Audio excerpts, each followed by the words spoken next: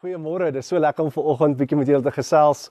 Laasweek het ons bietjie gesels oor die dowwe beelde. 1 Korintiërs 13 vers 12 praat oor die dowwe beeld en hoe ons nie alles perfek sien nie. En ek dink is so relevante week om bietjie daar te gesels. En baie keer in die Bybel het ons lees ons van mense soos Moses, Noag, Jona, Petrus, Paulus, Matteus. Hulle almal het regtig 'n dowwe beeld gehad van presies wie hulle was, totdat die Here na hulle toe gekom het. En ek wil regtig vanoggend met julle 'n bietjie gesels oor wat sien jy in die weerkaatsing van die water? Wat sien jy in die weerkaatsing van foto's? Wat is die persoon wat terugkyk na jou toe en wat sien jy in daai persoon raak? Kom ons gesels lekker saam.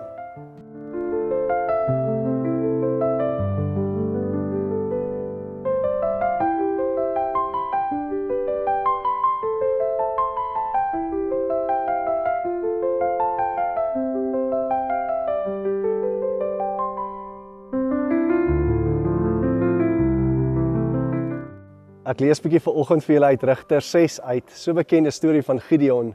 Nou, in die Bybel is daar so baie gevalle van mense wat nie regtig geweet het wie hulle is, totdat die Here met hulle kom praat het nie. En Gideon is nie enigstens anders nie.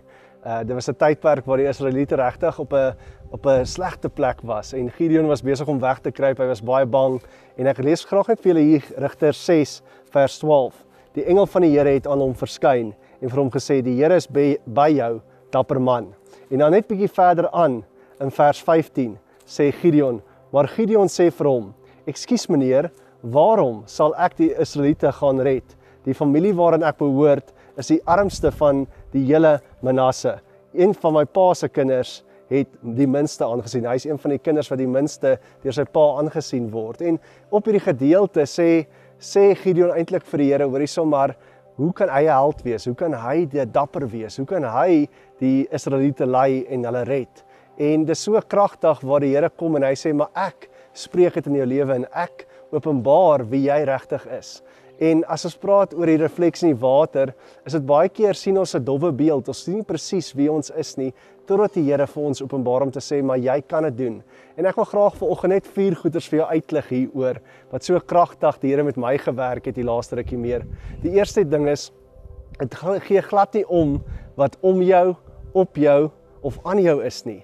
Dit gaan oor wat binne jou is. Dis al wat saak maak vir die Here. Hy weet presies wie hy geskep het. Hy weet presies die dapper, vreugdevolle, hoopvolle, geduldige persoon wat binne jou rus en hy wil dit uitbring.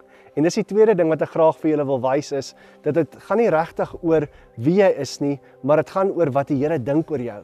En dit is baie keer so die wêreld kom en hy sê vir ons, hoorie, ons is dit, ons is dat, ouderdom kom en of enigiets kom in ons lewens en dit maak asof ons dink, maar hoorie, so ons is daai siekte, ons is daai identiteit, ons is maar net so. Maar die Here kom en sê, nee, ek weet wie hy is. En ons kan vashou dat as God glo ons is so, kan ons so wees. Al klink dit onmoontlik, as die Here glo, jy is dapper, as die Here glo, jy kan 'n held wees, dan is jy so. En dis die tweede ding. En die derde ding wat ek graag wil uitlig, is die omstandighede. As jy na Gideon kyk, hy kon nie 'n held wees in 'n situasie wat nie 'n held nodig gehad het nie.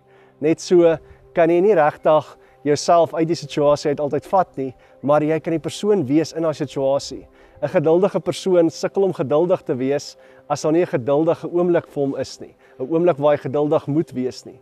Ek gebruik altyd die sê ding om te sê, jy kan nie 'n foto van jouself neem by die wildtuin as jy nie daar is nie. Beteken die omstandighede van die wildtuin maak daai foto. En dis so kragtig om te weet die omstandighede bring na vore daai karaktereienskap. En dan die vierde ding wat die Here vir my uitgelig het oor hierdie is, net soos Gideon later as jy gaan lees in Rigters, wys Gideon ook vir ons dat hy ander mense gelei het. Hy het ander mense geïnspireer. En daardeur wil ek vir jou vanoggend sê dat binne jou is 'n goddelike gawe om die beste in ander raak te sien. As die Here in jou lewe na jou toe kom en hy kom trek net die beste uit jou uit en hy kom kyk en sê, Freek, maar ek ken die beste in jou, dan weet ek kan ook so na ander mense toe gaan. Ek kan ook met ander mense gaan praat en vir hulle sê, hoorie so, maar ek sien die beste in hulle raak. Ek wil graag vanoggend afsluit deur vir julle te bid. 'n Gebed wat altyd sê, ek dink altyd ek is swak, maar God sê ek is sterk. Ek dink ek is 'n vreesdevolle persoon, maar God sê ek is 'n held. Ek dink ek kan dit nie doen nie, maar God sê ek kan. Ek dink ek gaan nie hierdie maak nie, maar God sê jy sal dit maak. Daai woorde lê so diep by my om vanoggend oor julle uit te spreek en vir julle te sê, maar worry nie regtig wat jy altyd oor jouself dink of wat mense oor jou spreek nie en wat die wêreld op jou plaas nie. Weet net een ding, dit gaan nie oor wat op jou is, of om jou is, of aan jou is nie. Dit gaan oor wat hier binne is. En die Here sien presies dit raak. Hy sien daai perfekte skepping raak en hy sal gaan veg vir dit. God sal alles gee om daai perfekte skepping na vore te bring, om meer van dit in hierdie wêreld te hê. Amen.